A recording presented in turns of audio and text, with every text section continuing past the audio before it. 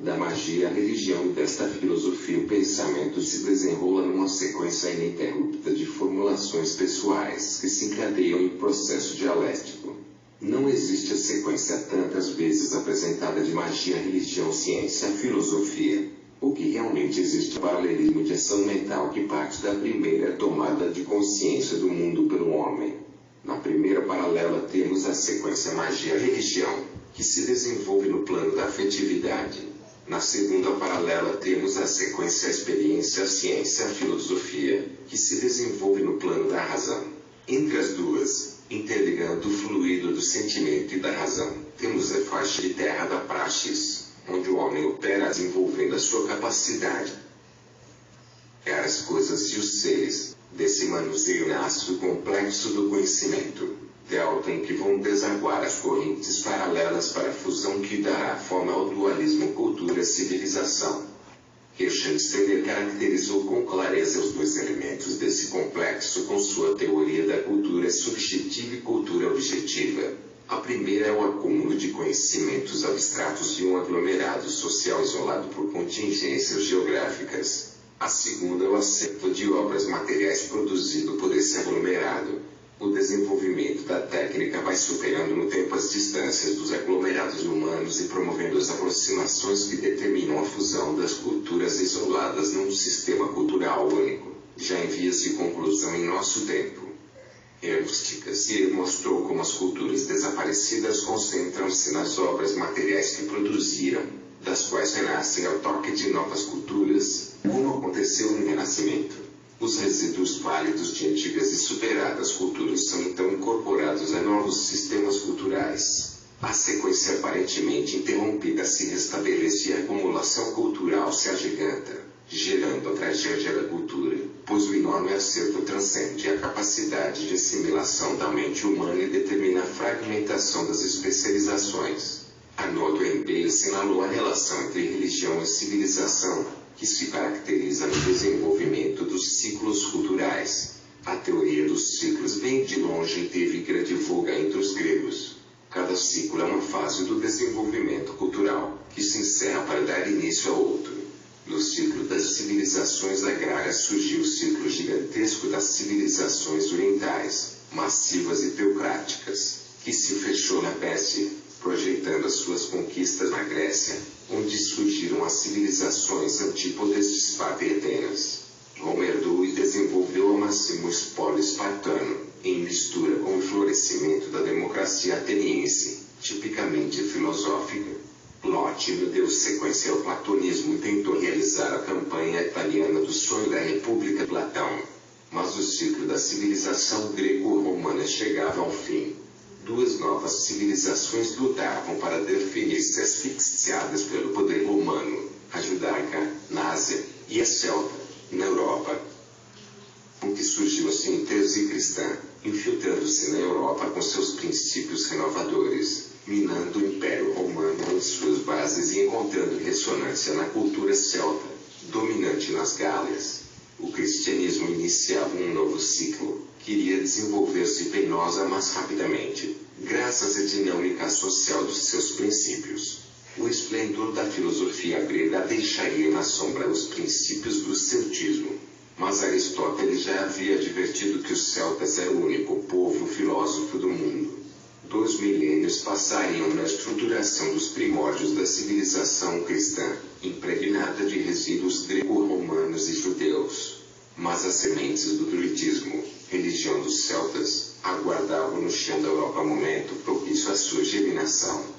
Allan Kardec, um nome druida, revelara a sintonia celta-cristã e anunciar o nascimento de um novo ciclo. Rejeitado pela cultura dominante, como fora Cristo esse tempo, Kardec enfrentou os poderes da época e proclamou o advento da era espírita. Elaborou seus fundamentos, apoiado nas bases tríplices da ciência, da filosofia e da religião. A filosofia espírita definiu-se como o fulcro de um novo ciclo da evolução humana. Não se trata de um fato ocasional ou isolado, mas do resultado de todo o processo histórico do pensamento, ou da razão, como queria Hegel, em seu desenrolar na temporalidade. O indivíduo como representação coletiva. Na tribo ou na ordem, Nas civilizações agrárias ou nas civilizações teocráticas, o indivíduo é apenas uma peça da engrenagem social. Funciona segundo as exigências do meio, guiado pelas forças operantes da estrutura sociocultural. Denis de Rougemont demonstrou como essas forças determinam a sujeição absoluta do indivíduo à estrutura. Quando ele se reconhece dotado de características próprias, realizando-se na transcendência horizontal da relação social, destaca-se da massa. Corre então o risco da excomunhão.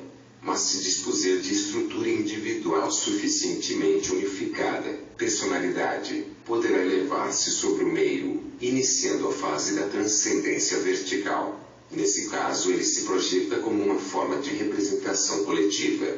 Será então o chefe, o líder, o guia, integrando o grupo dirigente da comunidade, a sua inteligência. Mas assim mesmo estará freado pelos condicionamentos sociais. Terá de fazer concessões à moral social, aos sistemas estabelecidos, às crenças vigentes, ao contexto geral da tradição. Se quiser sobrepor-se a esses fatores, poderá ser esmagado pela pressão da massa, traduzida nas sanções institucionais. Foi o caso de Sócrates, como foi o caso de Jesus. Das civilizações sociocêntricas do passado, que se desenvolviam isoladas, esse processo de representação coletiva, que na tribo se dividia entre o cacique e o pajé, o primeiro representando o poder humano, o segundo o poder espiritual, fundiu-se na síntese em Deus, sagrado e ungido para dirigir e defender o povo. A reação natural à rigidez dessa institucionalização perigosa se fez sentir no campo das manifestações paranormais, através de profetas, oráculos e pitonisas. João Batista, degolado por ordem de Herodes, é talvez o símbolo mais vigoroso da profecia social como revolta contra a sagração artificial dos reis deuses. Mas a representação coletiva atingiu seu ponto máximo na figura do Messias, o sol fecundador das meses após as agruras do inverno. Segundo a tese mitológica, os Messias eram os salvadores e ao mesmo tempo os vingadores, os que vinham salvar os humildes e castigar os poderosos. Investidos da sagração divina pelo próprio Deus, centralizavam, na sua individualidade privilegiada, os poderes da terra e do céu. Os seus ensinos constituíam a revelação divina. Pela boca desses arautos falava o próprio Deus. Kardec analisou esse processo e definiu as revelações messiânicas como pessoais e locais, típica das civilizações isoladas, dirigidas a uma comunidade determinada em sua localização geográfica. Nos fins do ciclo de isolamento, quando a síntese sociocultural greco-romana tentava abranger o mundo e criava condições novas de vida, o Messias judeu, Jesus de Nazaré, que mais tarde seria designado, significativamente, pelo nome do Messias grego, Cristo, apresentou-se ainda como revelador pessoal e local, mas já abrindo perspectivas, em seus ensinos, para a universalidade que caracterizaria o desenvolvimento do cristianismo, rompendo ao mesmo tempo o sociocentrismo judeu e as pretensões romanas de hegemonia. A reação, tanto judaica quanto romana, foi esmagadora, mas não conseguiu deter o fluxo natural da evolução humana. A Igreja cristã, formada segundo os modelos judaico e pagão, por força das determinantes históricas, apresenta-se então como curiosa síntese do Templo de Jerusalém e do Capitólio. A cadeira de São Pedro substitui, ao mesmo tempo, a cadeira de Moisés e o trono de César. O Deus Pai de Jesus se reveste das características de Júpiter Capitolino e Roma volta a dominar o mundo. O bispo de Roma transforma-se na representação coletiva das massas bárbaras convertidas ao cristianismo. Na figura do Papa concentram-se os poderes da terra e do céu. No milênio medieval o processo dialético prossegue, lento e seguro. Um mundo novo está fermentando nas querelas absurdas e uma nova revelação está sendo elaborada nas suas entranhas psíquicas. A filosofia grega inflama o pensamento cristão, despertando para a compreensão dos poderes do homem, do valor intrínseco do ser humano. O dogma da encarnação humana de Deus, reflexo das teorias egípcias e indianas do avatar búdico, produz efeitos contraditórios. De um lado, reforça reforça temporariamente o conceito do homem-deus do passado. De outro lado, desperta a atenção dos pensadores para os poderes divinos do homem. A subversão vai se confirmar nessa linha com o desenvolvimento do humanismo. A ciência renascerá das cinzas de Aristóteles e o homem se fará o revelador racional dos mistérios encobertos pela mística religiosa. As revelações pessoais e locais estão definitivamente superadas. Os messias do passado tornam-se místicos e ignorantes, incapazes de revestir-se dos poderes da representação coletiva. A Revolução Francesa proclamará a supremacia da razão sobre todo o passado fideísta. Kardec poderá então distinguir dois tipos de revelação, ambos divorciados da mística e do mistério: a revelação científica, feita pelos pesquisadores dos mistérios da natureza, e a revelação espiritual, feita através da mediunidade e da pesquisa dos fenômenos paranormais, das condições do mundo suprassensível. A partir desse momento, as revelações pessoais, locais ou não terão nenhum sentido. A verdade não pertence a ninguém em particular, a nenhum profeta, messias ou vidente. É um patrimônio comum, ao alcance de todos os que se esforçam para descobri-la. A revelação é coletiva. O indivíduo como representação coletiva existiu e funcionou nas dimensões do passado, como exigência natural de um mundo fechado em si mesmo, incapaz de superar os condicionamentos sociomisiológicos de cada civilização isolada, entregue às suas próprias forças.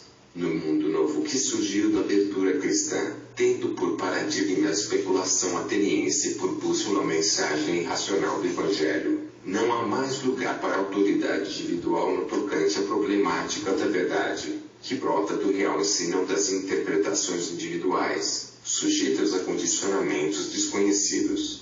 Nenhum indivíduo transformado em representação coletiva em nenhum colégio de iluminados por sabedoria infusa pode decretar a verdade. A filosofia dedutiva e sistemática do passado cedia lugar à lógica indutiva, liberta das predeterminações arbitrárias dos sistemas. Espiritismo. 1. O que é filosofia? Ouvir-se de pessoas que não aceitam o espiritismo a afirmação de que a filosofia espírita não existe. Conhecido professor brasileiro de filosofia chegou a declarar numa entrevista à imprensa brasileira que o livro dos espíritos nada tem de filosófico. A mesma coisa acontece com o marxismo. Paupini esforçou-se, em toda a sua vida, para provar que Marx era um economista, e, portanto, não devia ser confundido com um filósofo. Como se um economista não pudesse e até mesmo não precisasse filosofar. Sartre, pelo contrário, considera o marxismo como a única filosofia do nosso tempo. As opiniões são contraditórias, mas isso não nos deve impressionar, pois opiniões não passam de palpites, de pontos de vista individuais, sujeitos às idiosincrasias de cada um. E Pitágoras, o criador do termo filosofia, já afirmava que a Terra é a morada da opinião. Mais tarde, Descartes advertiu que o preconceito e a precipitação, dois vícios comuns da espécie humana, prejudicam o juízo e impedem a descoberta da verdade. Filósofo, um professor de filosofia, um pensador honesto e até mesmo uma simples criatura de bom senso não podem negar a existência da filosofia espírita, a menos que não saibam o que essa palavra significa. Muito menos negar a natureza filosófica de O Livro dos Espíritos, que é um verdadeiro tratado de filosofia. Veja-se, por exemplo, como Ivone Castelan, que não é espírita, encara esse livro em seu estudo sobre o espiritismo. Consulte-se o Dicionário Técnico Científico de Filosofia, de Lalande, e leia-se o admirável ensaio de González Soriano, desafiadoramente intitulado É o Espiritismo e a Filosofia. Muitas as definições de filosofia, mas a que subsiste como essencial é ainda a de Pitágoras, amor da sabedoria.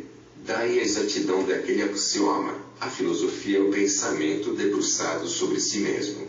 Eis a descrição perfeita de um ato de amor. A mãe se debruça sobre o filho porque o ama e deseja conhecê-lo. A sabedoria filha do pensamento, que a embala em seus braços, alimentando-a e fazendo-a crescer. Assim, o objeto da filosofia é ela mesma, não está fora, no exterior, mas dentro dela. Podemos definir como a relação entre o pensamento e a realidade. Essa razão de González Soriano afirmar que o Espiritismo é a filosofia. Razão, aliás, que ele demonstra filosoficamente em seu livro. O Espiritismo é, segundo sua definição, a síntese essencial dos conhecimentos humanos aplicada à investigação da verdade. É o pensamento debruçado sobre si mesmo para reajustar-se à realidade. 2. O que é Espiritismo?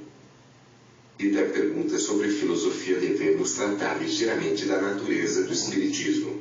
E nada mais necessário do que isso, porque nada mais desconhecido em nosso mundo do que ele. Fala-se muito em Espiritismo, mas quase nada se sabe a seu respeito. Kardec afirma, na introdução do Livro dos Espíritos, que a força do Espiritismo não está nos fenômenos, como geralmente se pensa, mas na sua filosofia, o que vale dizer na sua mundividência, na sua concepção da realidade. Mas de onde vem essa concepção? Como foi elaborada? Adversários do Espiritismo desconhecem tudo a respeito e fazem tremenda confusão. Os próprios espíritas, por sua vez, na sua esmagadora maioria estão na mesma situação. Por quê? É fácil explicar. Os adversários partem do preconceito e agem por precipitação. Os espíritas em geral fazem o mesmo. Formularam uma ideia pessoal da doutrina, um estereótipo mental a que se apegaram. A maioria, dos dois lados, se esquece desta coisa importante. O Espiritismo é uma doutrina que existe nos livros e precisa ser estudada. Trata-se, pois, não de fazer sessões, provocar fenômenos, procurar médiuns, mas de debruçar o pensamento sobre si mesmo, examinar a concepção espírita do mundo e reajustar ela à conduta através da moral espírita. Assim, temos alguns dados. O Espiritismo é uma doutrina sobre o mundo. Dá-nos a sua interpretação e nos mostra como nos devemos conduzir nele. Mas como nasceu essa doutrina? Em que cabeça apareceu pela primeira vez? Dizem que foi na de Allan Kardec, mas não é verdade. O próprio Kardec nos diz o contrário. Os dados históricos nos revelam o seguinte: o Espiritismo se formou lentamente através da observação e da pesquisa científica dos fenômenos espíritas, hoje parapsicologicamente chamados de fenômenos paranormais. Os estudos científicos começaram 6 anos antes de Kardec, nos Estados Unidos, com o famoso caso das irmãs Fox em Desville. Quando Kardec iniciou as suas pesquisas na França, em 1845, já havia uma grande bibliografia espírita, com a denominação de espiritualista, nos Estados Unidos e na Europa. Mas foi Kardec quem aprofundou e ordenou essas pesquisas, levando-as às necessárias consequências filosóficas, morais e religiosas. O Livro dos Espíritos nos oferece a súmula do trabalho gigantesco de Kardec. Mas se quisermos conhecer esse trabalho em profundidade, temos de ler toda a bibliografia kardeciana, os 5 volumes da codificação doutrinária, os volumes subsidiários e mais os 12 volumes da Revista Espírita, que nos oferecem o registro minucioso das pesquisas realizadas na Sociedade Parisiense de Estudos Espíritas. E precisamos nos interessar também pelos trabalhos posteriores de Camille Flammarion, de Gabriel Bellani, de Ernesto Bozano, de Leon Denis, que foi o continuador e o consolidador do trabalho de Kardec. Assim, que Kardec partiu da pesquisa científica, originando-se desta ciência espírita, desenvolveu a seguir a interpretação dos resultados da pesquisa, que resultou na filosofia espírita, tirou, depois, as conclusões morais da concepção filosófica, que levaram naturalmente à religião espírita. É por isso que o Espiritismo se apresenta como doutrina de tríplice aspecto. A ciência espírita é o fundamento da doutrina. Sobre ela se ergue a filosofia espírita. E desta resulta naturalmente a religião espírita. Muitas pessoas se atrapalham com isso e perguntam: como uma doutrina pode ser, ao mesmo tempo, ciência, filosofia e religião? Mas essa pergunta revela a ignorância do processo gnoseológico. Por quê? Na verdade, o conhecimento se desenvolveu nessa mesma sequência em todas as formas atuais de conhecimento.